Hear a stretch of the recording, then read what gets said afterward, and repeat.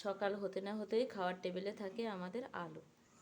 তা আলু আজকে আমি নতুনভাবে করে দেখাবো, বানিয়ে দেখাবো। হ্যালো বন্ধুরা, আসসালামু আলাইকুম। আমি আজকে নিয়ে এসেছি আপনাদের সঙ্গে শেয়ার করতে 5টা আলু আর 3টা বেগুন, একটা পেঁয়াজ, কিছুটা রসুন আর নিয়েছি 2টা কাঁচা লঙ্কা। কাঁচা লঙ্কা যে যার মতো আপনারা দিয়ে খাবেন, তো আমি কম ঝাল খাই, তো এর জন্য আমরা 2টা ঝাল নিয়েছি। আপনারা চাইলে আর একটু বেশিও নিতে পারেন। তো এই উপকরণগুলো আগে আমি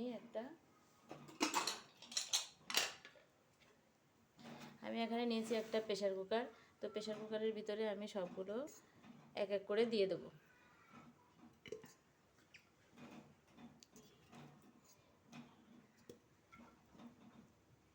এগুলো আমি দিয়ে দিচ্ছি। তো এইবার এগুলোকে আমি একটু সিটে দিয়ে নেব। 5 মিনিট বাদে আবার আমি ফিরে আসব। ঠিক 5 মিনিট বাদে আবার আমি ফিরে এসেছি। তো দেখতে পাচ্ছেন আমার এগুলো খুব সুন্দরভাবে সেদ্ধ হয়ে গেছে। তো আমি এগুলোকে এবার এক এক করে এইভাবে তুলে নেব।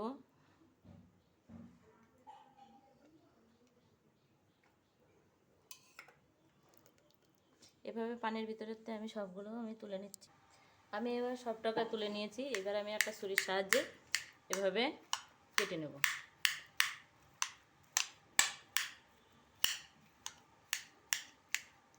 সবগুলো এভাবে সুন্দর করে আমি কেটে নিচ্ছি। এভাবে হাতের সাহায্যে সুন্দর করে একটু মাখিয়ে নিতে হবে। এবার আমার মাখানোটা হয়ে গেছে। আমি চুলার উপর বসিয়ে দিয়েছি একটা প্যান। তো প্যানটা গরম হওয়ার অপেক্ষায় একটু থাকবো। তারপরে আমি এখানে নিয়েছি 3 টেবিল চামচ সরিষার তেল, খাঁটি সরিষার তেল, এটা বাড়ির তেল। তো এবার আমি এটা ঢেলে দেব। একটু গরম হওয়ার অপেক্ষায় থাকতে হবে আমাকে। তেলটা আমার গরম হয়ে গেছে। এবারে আমি ফোড়নের জন্য দেব 2টা শুকনো লঙ্কা। এটাকে একটু ভালো করে ভেজে নেব।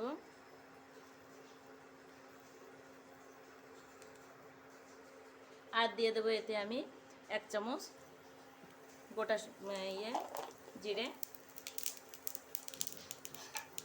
এইবার আমি এতে অ্যাড করব একটা কাঁচা পেঁয়াজ।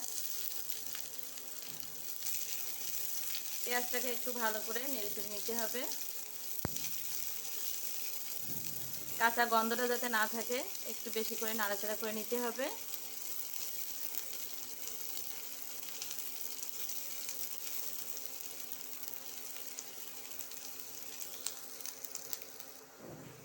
এদিকে আমি আগের থেকে একটা ডিম সেদ্ধ করে রেখেছিলাম, আর সেই ডিমটাকে আমি ছোট ছোট করে ছুরির সাহায্যে কেটে নিয়েছি।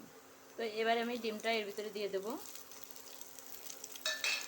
দিয়ে একটু ভালো করে নাড়াচাড়া করে নিতে হবে। এবার এতে আমি দিয়ে দেবো স্বাদ মতো লবণ, 1/2 চা চামচ হলুদ গুঁড়া,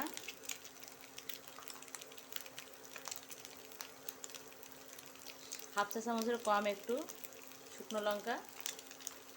তো এবার এটা সুন্দর করে একটু মেশাতে হবে।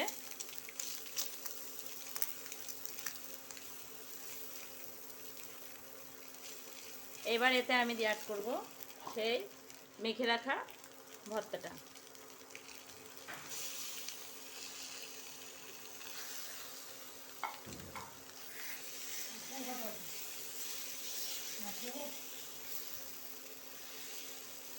এবার এটাকে সুন্দর করে উল্টে পাল্টিয়ে নেড়ে নিতে হবে। আমি আগের থেকে একটু চেখে দেখেছিলাম, একটু লবণ কম হয়েছে, তাই আবার দিয়ে দিলাম একটু লবণ। লবণটাও ভালো করে এভাবে মিশিয়ে নিতে হবে। আমার ভর্তাটা প্রায় রেডি হয়ে গেছে। তো এবার আমি 1 টেবিল চামচ সরিষার তেল দেব। সরিষার তেলটা লাস্টে দিলে একটু ফ্লেভারটা ভালো আসে, খেতে খুব ভালো লাগে। তো এবার এটাকে মিশিয়ে আমি এটা নামিয়ে নেব। তো বন্ধুরা, যারা আমার ভিডিও ভালো লেগেছে অবশ্যই একটা লাইক করবেন আর শেয়ার করবেন আপনার কাছের মানুষদের দেখার জন্য। সাবস্ক্রাইব করতে ভুল করবেন না, অবশ্যই একটা সাবস্ক্রাইব করবেন। তো এবার আমি এটাকে নামিয়ে নিচ্ছি। আমি এবার ঢেলে নিয়েছি। এবার একটু পরিবেশন করার জন্য আমি একটু সুন্দর করে সাইজ করব। আমার ভর্তা বানানোটা হয়ে গেছে। তো তো দেখতে পাচ্ছেন কত সুন্দর হয়েছে, খেতে গেলে আরও বেশি ভালো লাগবে। তো আপনারা বাসায় একদিন বানিয়ে ট্রাই করে দেখুন, খুব ভালো লাগবে, আপনার পরিবারও খুব পছন্দ করবে। তো আমার ভিডিওটা যাদেরকে ভালো লেগেছে তারা অবশ্যই পাশের বন্ধুকে দেখার জন্য একটু সুযোগ করে দেবেন।